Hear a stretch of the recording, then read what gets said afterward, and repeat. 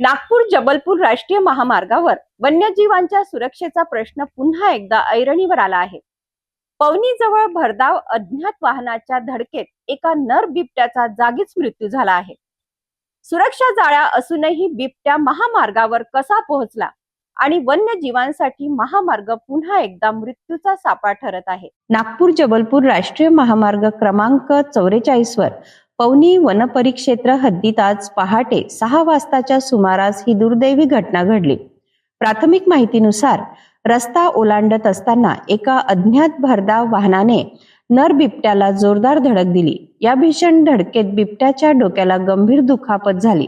मोठ्या प्रमाणात रक्तस्राव झाल्याने त्याचा घटनास्थळीच मृत्यू झाला। घटनेची माहिती मिळताच खुमारी येथील ओरिएंटल टोल प्लाझाच्या कर्मचाऱ्यांनी वन विभागाला माहिती दिली। यानंतर वन विभागाचे अधिकारी आणि कर्मचारी घटनास्थळी दाखल झाले। पंचनामा करून मृत बिबट्याचा ताबा घेत पुढील तपास सुरू करण्यात आला आहे।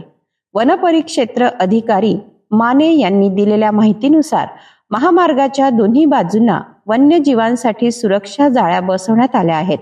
मात्र हा बिबट्या जाळी ओलांडून महामार्गावर आला असावा असा प्राथमिक अंदाज वन विभागाने व्यक्त केला आहे।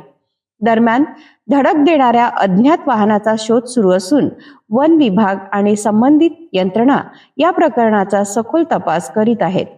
वन्यजीवांच्या संरक्षणासाठी विविध उपाययोजना राबवल्या जात असतानाही अशा घटना घडत असल्याने महामार्गावरील वन्यजीव सुरक्षेवर पुन्हा गंभीर प्रश्नचिन्ह निर्माण झाले आहेत।